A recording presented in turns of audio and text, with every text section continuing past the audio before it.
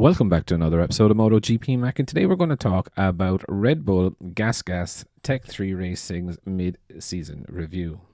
Now, currently lying in 7th place on 125 points, it hasn't been such a bad season so far for one of the riders, at least within the team.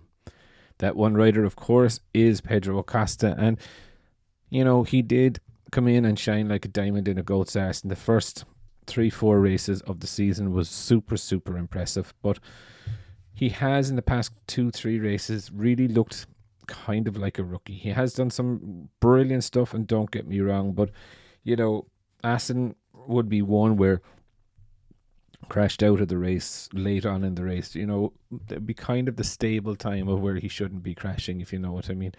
But anyway, he has come in, he has done really well. He's made a lot of factory riders in the same team with the same equipment look very ordinary. And, you know, it is going to be a good second half of the season for him. I do believe, you know, the confidence now that he has signing for the factory, I do think that's all now going to come into play. You know, he's had a bit of a break now as well.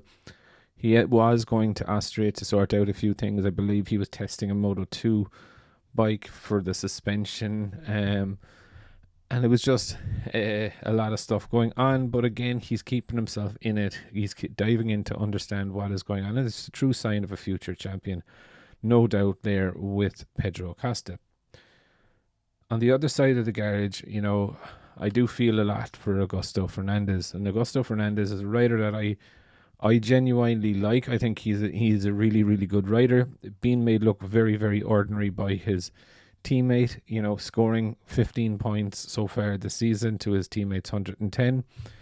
But then saying that he's not too far behind Jack Miller.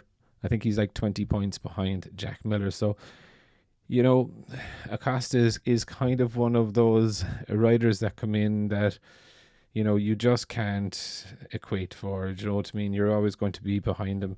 When you look at Acosta, he is the leading scorer of all of the KTM group. So, you know, there's nothing to be too ashamed about, except for if you're on 15 or 30 or 35 points. You would be kind of worried about that. Of course, you know, it does also show a great opportunity to learn. You can look at their data, you can see what they're going. But I think like Augusto at this stage, you know, I think he was beaten down too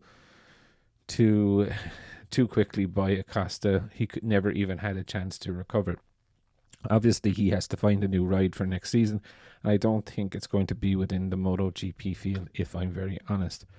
As we know, the GasGas branding will disappear next year, be replaced by KTM. It'll just be a second KTM factory team realistically, with 2 new riders in that, with Acosta moving up to the factory KTM team alongside Brad Binder.